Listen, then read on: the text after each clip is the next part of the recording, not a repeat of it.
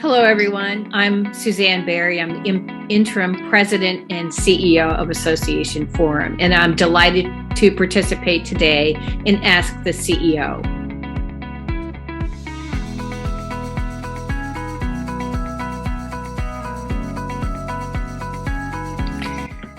So I love this question, how leadership teams can set employee policies for their organizations. And I think that I have maybe a unique perspective on this. I'm a woman who started in the business world in the late 70s after finishing graduate school. I was one of a few women in that graduate school MBA program.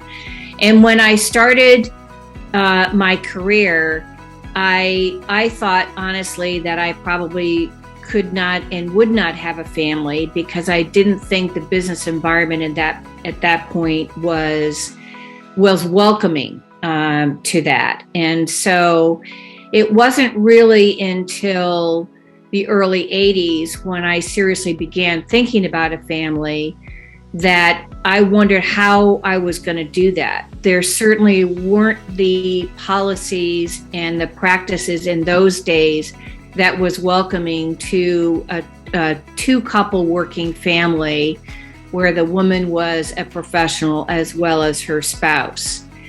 And so, I had, the maximum 6-week,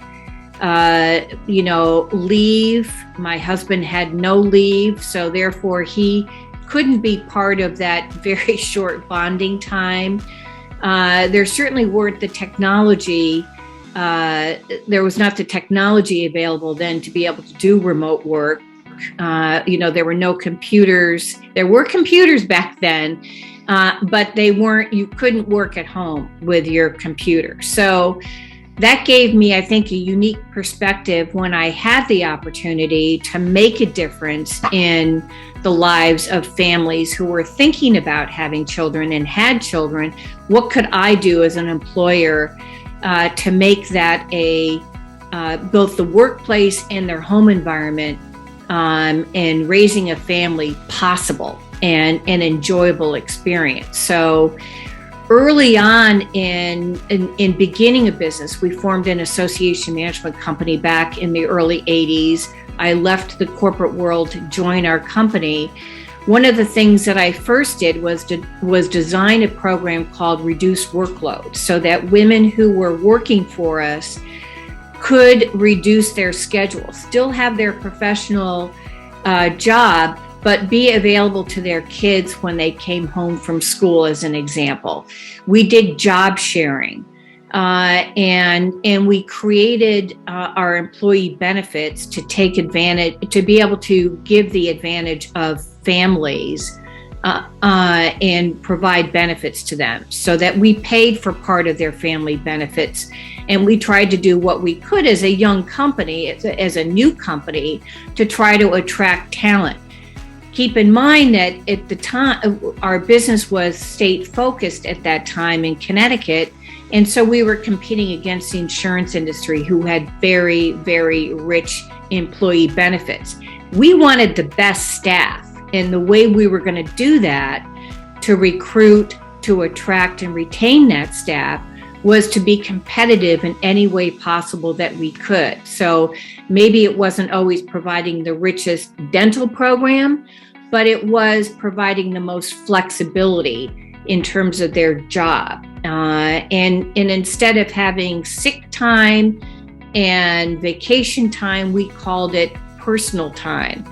You could use that time in whatever way that you wanted. If you needed a doctor's appointment or you needed to go to a kid's school program, you could do that with the personal time. So you managed that yourself. We gave a large amount of time off, and you could manage that in whatever way was most important to you. If you were single, maybe you used it for vacation time. If you were, had children, maybe you used it for some of your kids' school activities. We really did not want to create an environment where staff had to choose between work and their families. We tried to create an environment where they could do both.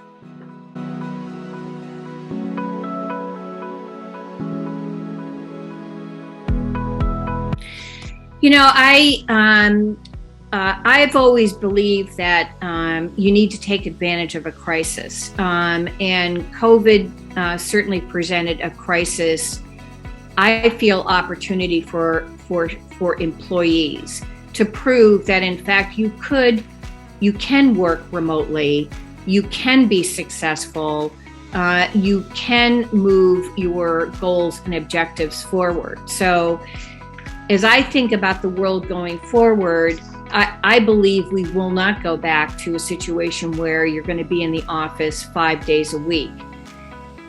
As an employer, I feel that you can manage your employees by really having clearly defined goals and objectives. So what does that mean? That means that employees are going to have more and more flexibility.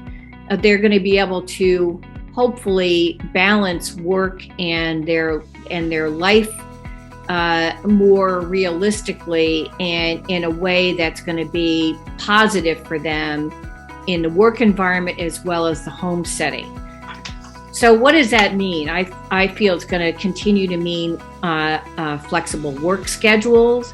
It could also mean job sharing opportunities, and it also could mean being able to be available to your family at the times when you're needed. And in this sandwich generation that we're in, where many of us were taking care of elderly parents plus had kids, this is going to be even more important. And we're going to be able to get the best and brightest if we continue to be flexible and listen to the staff in terms of what their needs are. I also feel that there are other things that employers can do. For example, in emphasizing fitness and wellness, also emphasizing access to EAP programs. There's a lot of stress in this environment, in both your managing your work and life balance. And so it ought to be encouraged that employees take advantage of these EAP programs, which is not a huge cost for employers. So I really encourage listening to your staff and finding out what it is that they need and building your benefits program around that, whether it's a cafeteria style program where they can select different aspects of a program, or whether it's another kind of benefits program. Listen to your staff. And also I'm gonna make a pitch for association forums, compensation and HR benefits survey. What a great resource. You can benchmark where you are currently as an employer and the benefits that you offer your staff against other associations your size, larger. They're your competition for your staff. And if you want to retain your staff, you need to understand what other employers are doing for their employees.